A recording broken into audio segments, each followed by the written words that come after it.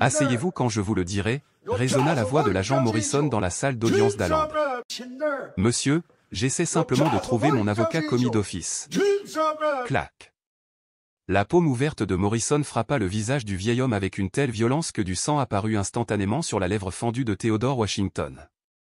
Le bruit de la gifle résonna dans la pièce silencieuse. On n'apprend pas à suivre des instructions simples, n'est-ce pas, ricana Morrison. Les autres huissiers détournèrent le regard, faisant semblant de n'avoir rien vu. Le juge resta immobile. La galerie retint son souffle. Ce que Morrison ignorait, c'est que quelqu'un d'autre l'observait, quelqu'un qui allait tout changer. Un agent fédéral. Et Theodore Washington? Ce n'était pas un simple sans-abri. C'était le père d'Adrian Washington. Avant d'aller plus loin, demandez-vous, auriez-vous osé vous exprimer? Car parfois, défendre ce qui est juste peut tout changer. Prochain cas, Theodore Washington.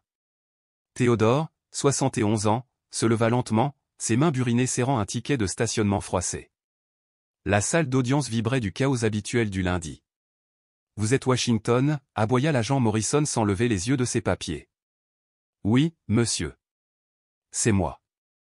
Asseyez-vous et attendez votre tour. Theodore hésita, scrutant la salle d'audience bondée. Je cherche mon avocat commis d'office. On m'a dit. Je t'ai dit de t'asseoir, a rétorqué Morrison. Le vieil homme fit un autre pas hésitant.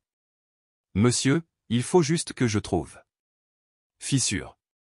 La main de Morrison frappa à nouveau. Le bruit fit tressaillir plusieurs personnes dans la galerie.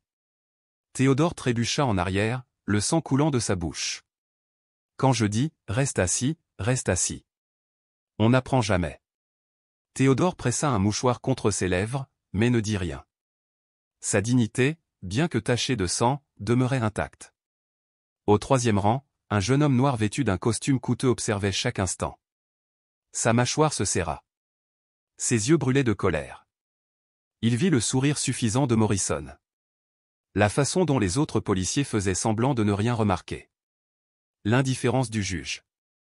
Adrian Washington sortit discrètement son téléphone, enregistrant les détails. L'heure. Les visages. Les paroles. Les témoins. Morrison venait de commettre la plus grosse erreur de sa carrière. Il ignorait totalement que l'homme qui l'avait frappé était le père d'un agent fédéral. Dehors, Adrian suivit son père jusqu'au parking, gardant ses distances jusqu'à ce qu'il soit seul. Papa. Theodore se retourna, surpris. Sa lèvre saignait encore là où Morrison l'avait frappé. Adrian? Que fais-tu ici? J'ai assisté à une audience fédérale dans le même bâtiment. J'ai vu ce qui s'est passé. Theodore baissa les yeux, honteux. Ce n'est rien, fiston. Juste un ticket. Ce n'est pas rien. Cet agent t'a agressé. Je ne veux pas d'ennui. Je veux juste payer l'amende et rentrer chez moi. Adrian a levé son téléphone et a commencé à prendre des photos des blessures de son père.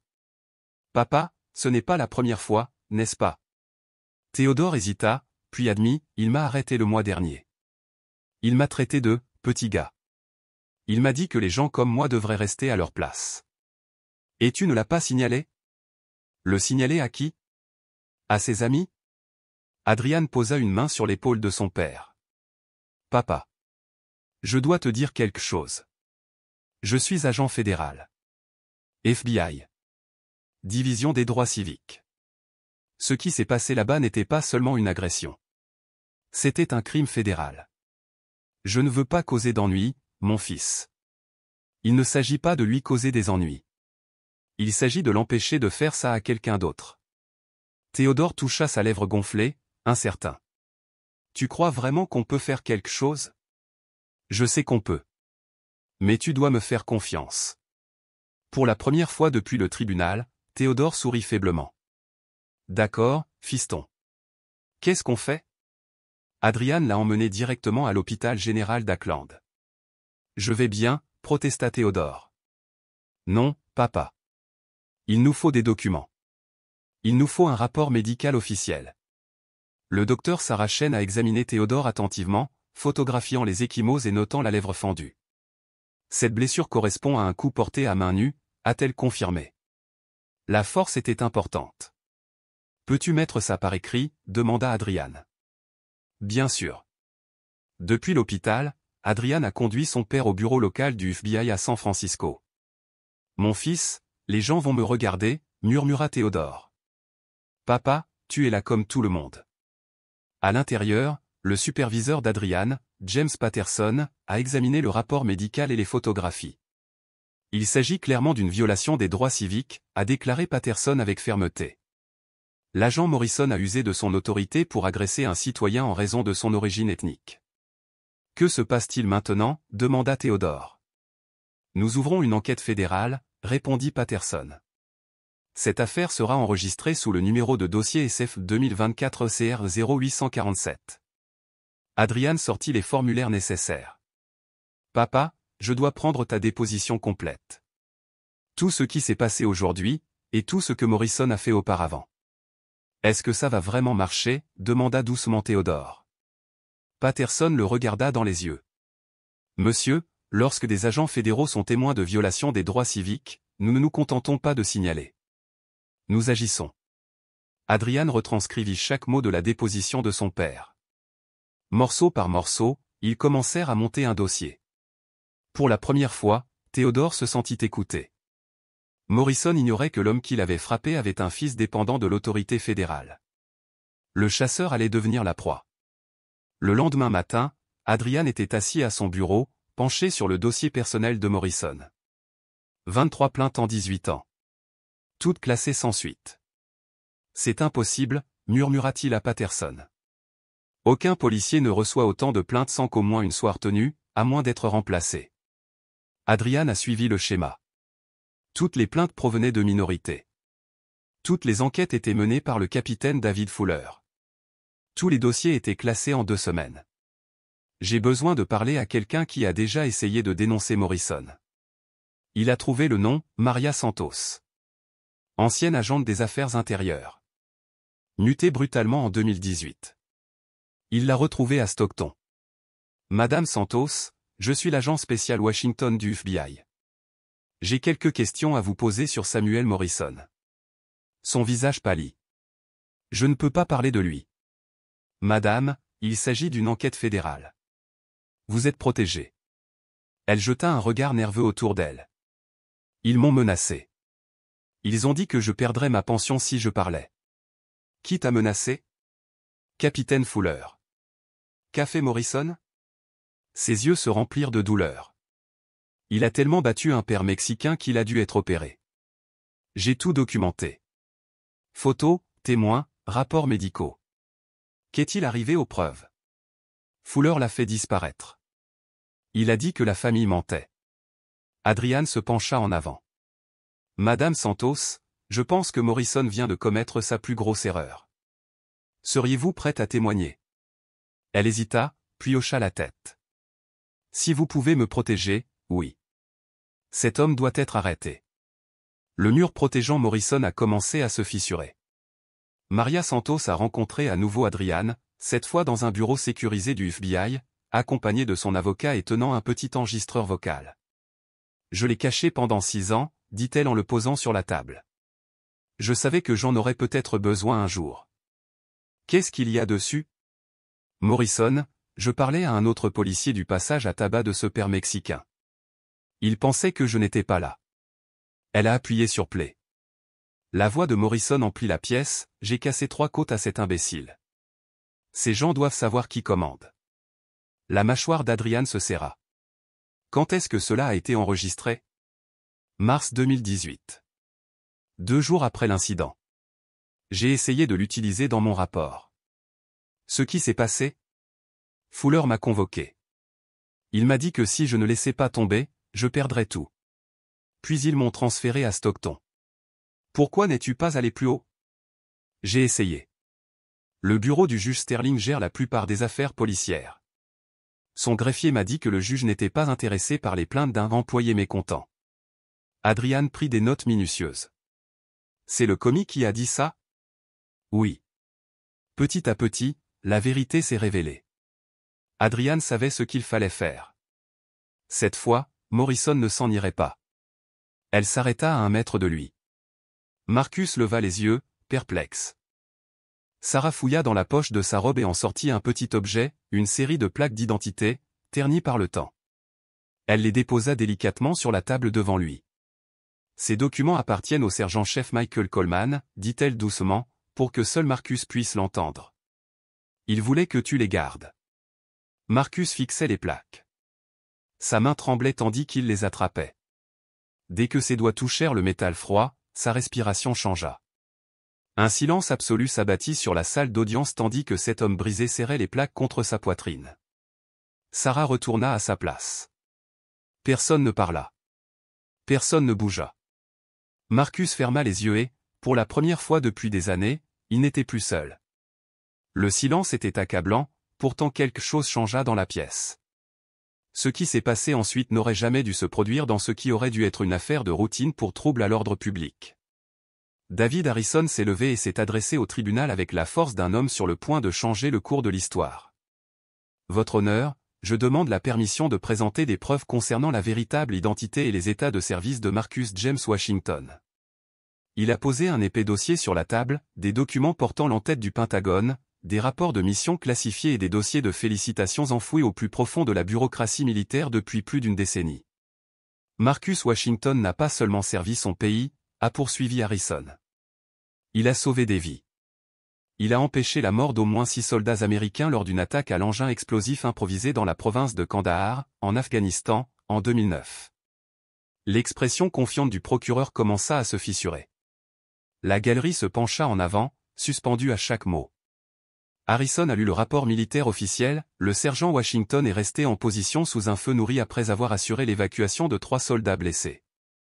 Sa décision volontaire de rester a donné à son escouade un temps crucial pour se regrouper et éviter de nouvelles pertes. La pièce était silencieuse. Pas un papier ne froissait. Pas une seule chaussure ne bougeait sur le sol. De plus, a déclaré Harrison, le sergent Washington avait été recommandé pour la Bronze Star et la Purple Hat, mais les documents ont été perdus lors d'une mutation administrative. Il a été libéré pour raisons médicales pour TSPT et traumatisme crânien, puis oublié par le système qu'il servait.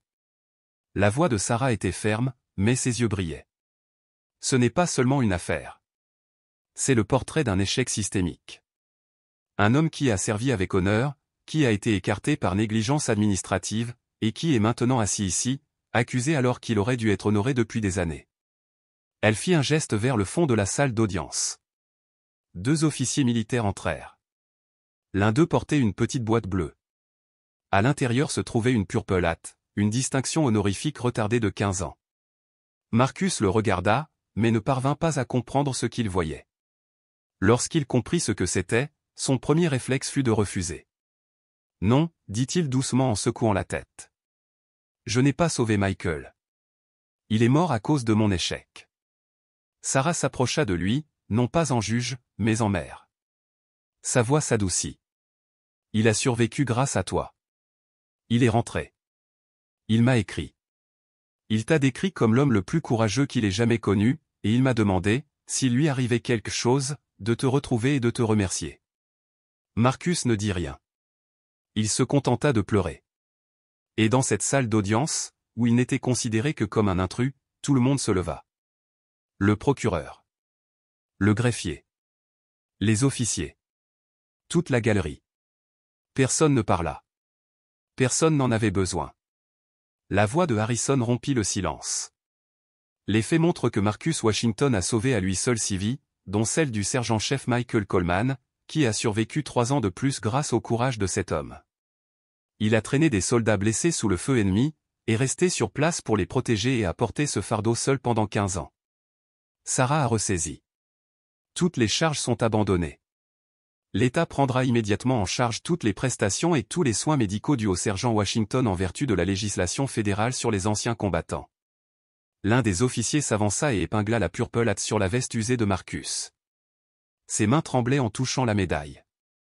Il leva les yeux vers Sarah, les larmes coulant encore. « Merci », murmura-t-il. « De t'en souvenir. » Ce qui aurait dû être une simple formalité administrative est devenu un moment de justice attendu depuis longtemps. Marcus est revenu au tribunal la semaine suivante, non pas comme accusé, mais comme personne honorée. La salle d'audience était plus calme. Il n'y avait ni foule, ni journaliste. Seul Harrison, 2 officiers des anciens combattants en uniforme de cérémonie et Sarah, qui ne pouvait plus cacher son émotion. Elle n'était pas seulement juge, elle était la mère de Michael.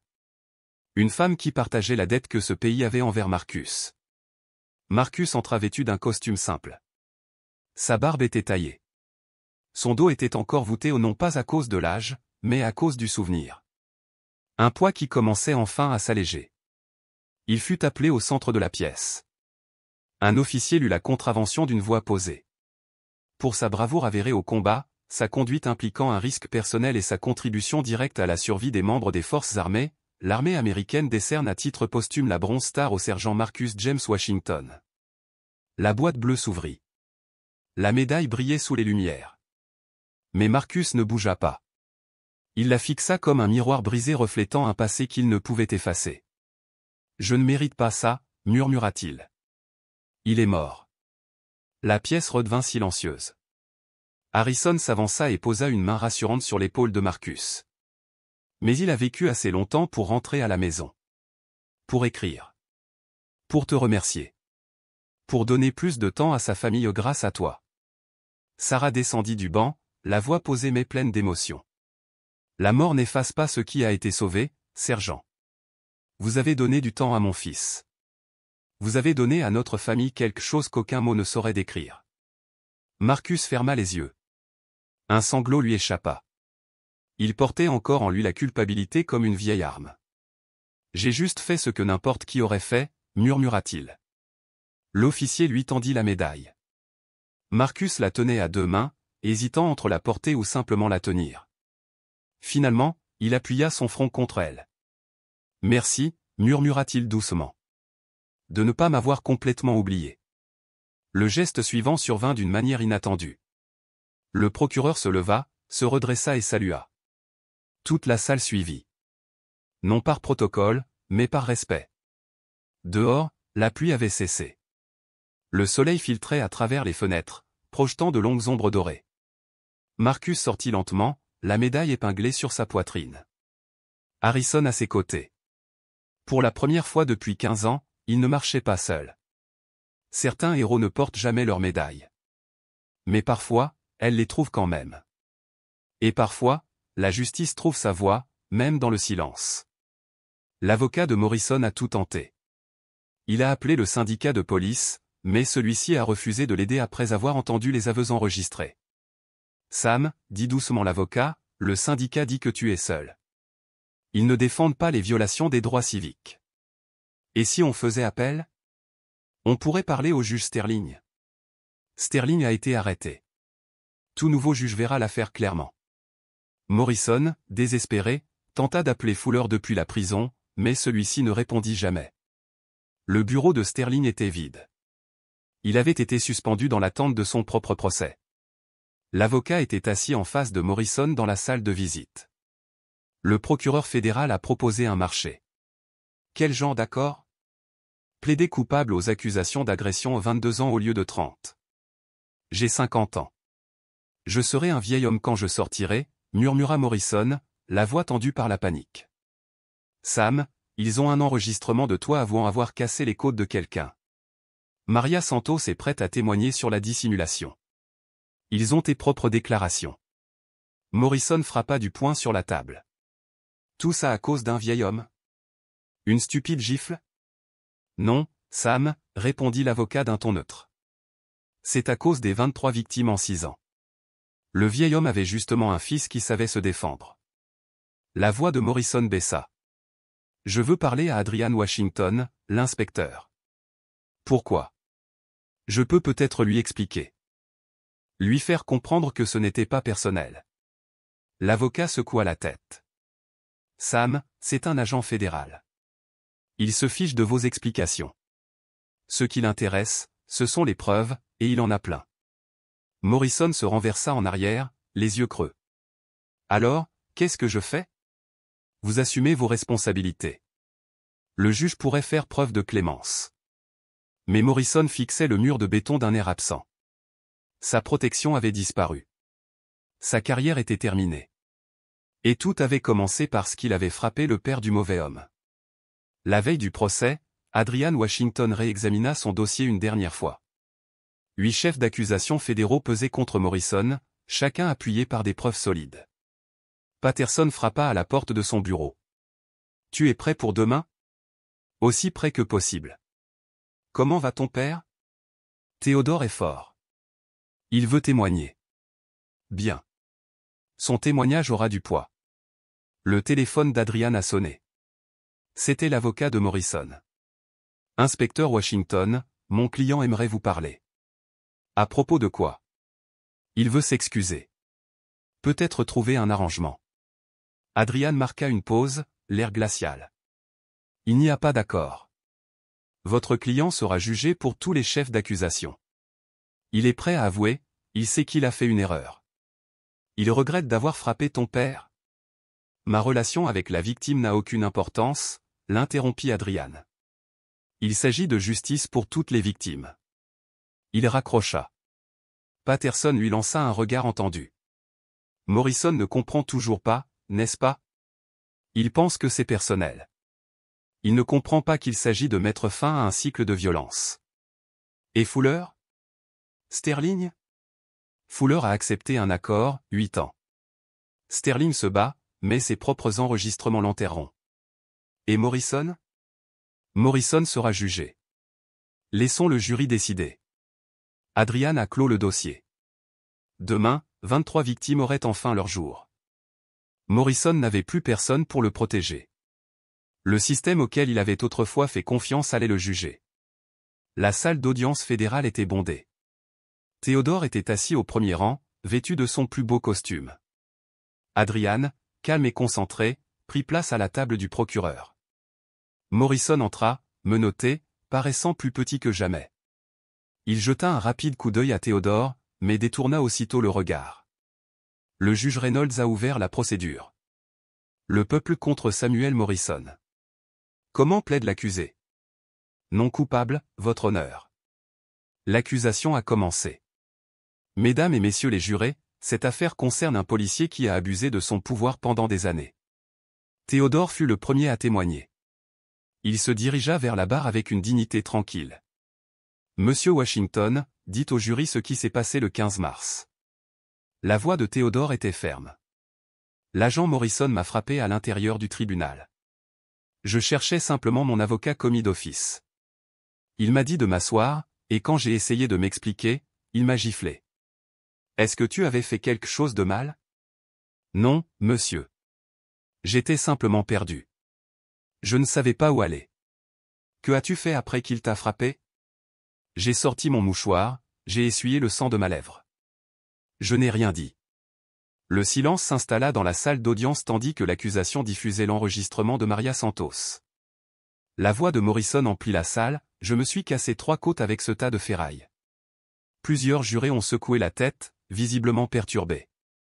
Adrian a ensuite témoigné. Il a présenté les relevés téléphoniques, les dossiers et les stratégies de dissimulation.